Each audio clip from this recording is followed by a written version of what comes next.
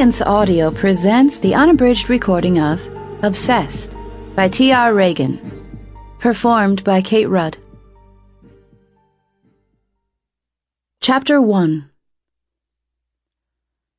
Sitting in his Honda Civic, his gaze focused on the two-story house across the street, he listened to Dr. Blair's voice come over the airwaves, soft and soothing as she wrapped up the night's show. A tremendous urge to call her swept over him. He wanted to let her know all was clear. Nobody was creeping around her house tonight. But he refrained. Perhaps another time, when he wasn't so darn cold.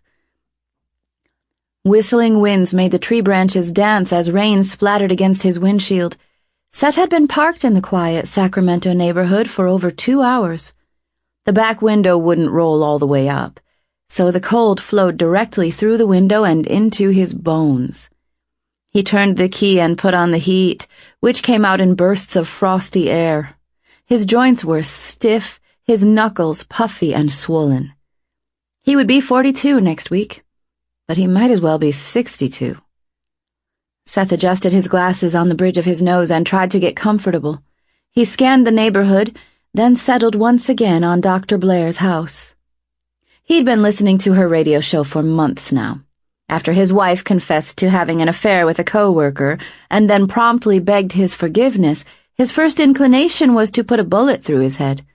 But he'd refrained.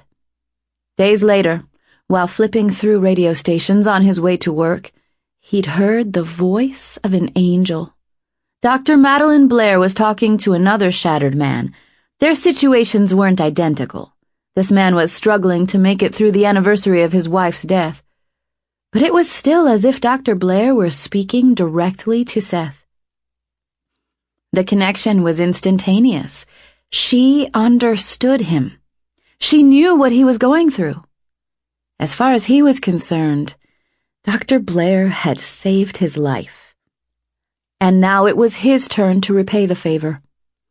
Ever since Dr. Blair had told her listeners that a madman was stalking her, he'd been keeping a close eye on her property, looking for his chance to put an end to the craziness. Someone, she told her listeners, was leaving gifts at her house while she was at work. He wasn't sure what sorts of things were being left, but the fear he'd heard in Madeline's voice left him shaky and tense. Clearly, the items being left behind were not truffles and flowers.